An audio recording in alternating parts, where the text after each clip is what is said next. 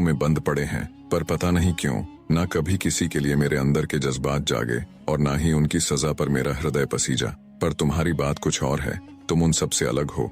तुम पहली नजर में ही मुझे भा गए। राजकुमारी चंद्रकिरण के मुख से अपने लिए इतनी प्रशंसा सुनकर राजकुमार सुंदर भी गदगद हो गया। उसे अपनी किस्मत पर यकीन नहीं हो रहा था कि राजकुमारी चंद्रकिरण उसे इतनी आसानी से मिल जाएगी। दोनों का इश्क परवान चढ़ने लगा। अब तो राजकुमार सुंदर ऐसे ही हर रात को राजकुमारी चंद्रकिरण के पास आता और सुबह होने के करीब होती तो रस्सी के सहारे उतर कर चुपचाप दबे पांव महल से चला जाता।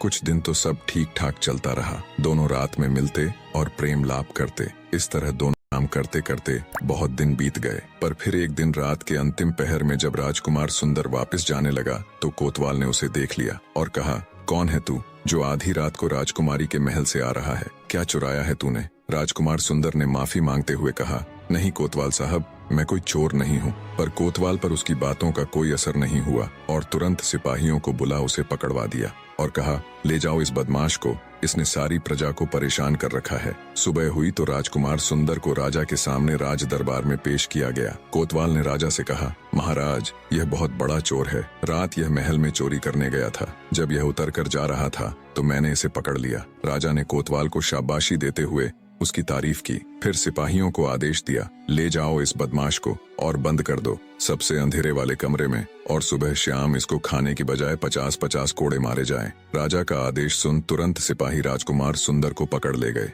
जब यह बात चंद्रकिरण को पता लगी कि उसके प्रेमी को राजा ने कैद कर लिया है और राजा ने सख्त सजा की आज्ञा दी है तो वह बेहोश होकर गिर पड़ी। राजकुमारी चंद्रकिरण को जब होश आया तब विलाप करते हुए कहने लगी, हाय मेरे दुराचारी निर्दयी पिता ने मेरे प्राणों से भी प्यारे साजन को कैद कर लिया है। बिना मेरे साजन के ये नीरस जिंदगी मुझे भी नहीं जीनी। मैं आग में कूद कर अपने प्राण त्याग दूंगी। जब दासी ने राजकुमारी चंद्रकिरण के मुख से ये बात सुनी तो वो घबरा गई और उसको धीरज धरने के लिए कहने लगी। तब चंद्रकिरण बोली, हे सखी, मैं किस प्रकार धीरज धरूं? मुझे पिया के बिना कुछ भी अच्छा नहीं लगता। इस प्रकार चंद्रकिरण हर समय राजकुमार श्याम सुंदर के विरह में व्याकुल होकर रोती रहती। अब मैं यहाँ का किस्सा समाप्त करके राजकुमार श्याम सुंदर की पहली पत्नी का हाल बताता हूँ। रानी भी अपने पति के विरह में बुरी तरह व्याकुल रहती थी और अपना एक एक दिन राजकुमार सुंदर के इंतजार में काट रही थी। एक दिन की बात है कि रानी अपनी चित्रसारी में सो रही थी कि अचानक उसने एक सपना देखा कि एक बच्चा रानी से कह रहा है, रानी, तेरा पति श्याम सुंदर कंचनपुर में कैद हो गया है। ये स्वप्न देखकर रानी एकदम चौंक कर उठकर बैठ गई और व्याकुल होकर चिल्ला चिल्ला कर रोने लगी। हाय,